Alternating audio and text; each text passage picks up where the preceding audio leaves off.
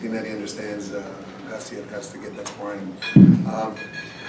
The weather has changed in Big Bear, but Gennady comes from a climate and from a region that's a heck of a lot colder than we've ever seen. So I don't think it's gonna bother him.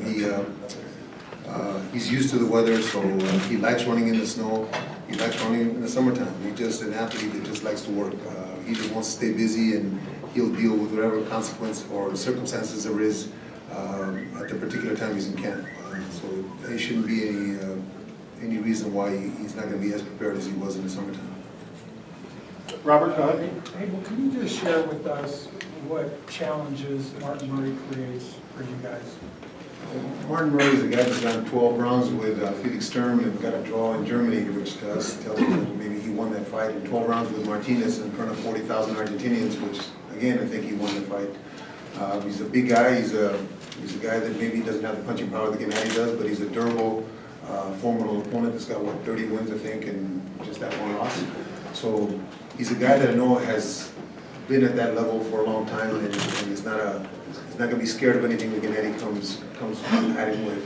So if he comes to fight, if he comes to actually win, then I think that it's going to take a little while to get him out of there. But if he decides to put his earmuffs on, as I've seen him doing some fights, he may get beat to the body and have a quick night. Greg, go ahead. Abel, how can Gennady improve this year? What are you working on with him?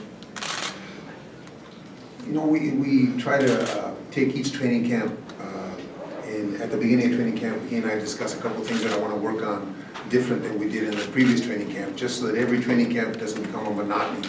It becomes something that we're trying to work on certain facets so that when he does get to the so-called elite fighters, we've practiced about everything that we need to practice to be able to beat them.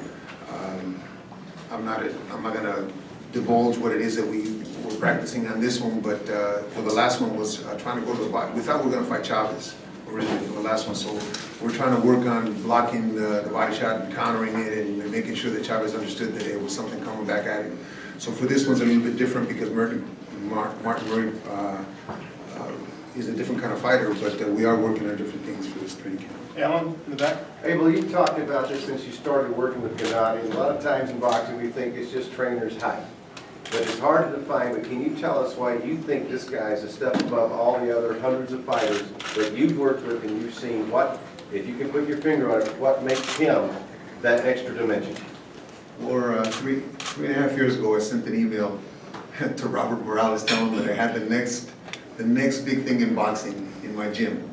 And Robert answered me like, yeah, like you would do most trainers. Yeah, sure. Like I did? Yeah, like you did. You know, I've had two very intelligent fighters in my career. One was Orlin Norris, who couldn't punch, and the other one's Gennady Golovkin. Two intelligent fighters that are very skilled, that are going to make you make the mistakes that they want you to make, and then capitalize on them. That is one of his biggest assets. The other one is he continues to work in the gym to perfect the things that we are trying to do.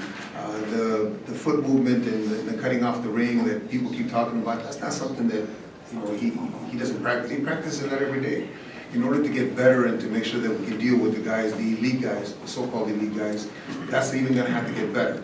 So it's just a matter of not getting complacent and making sure that we don't forget anything that we practiced in the past and continue to practice it and continue to improve.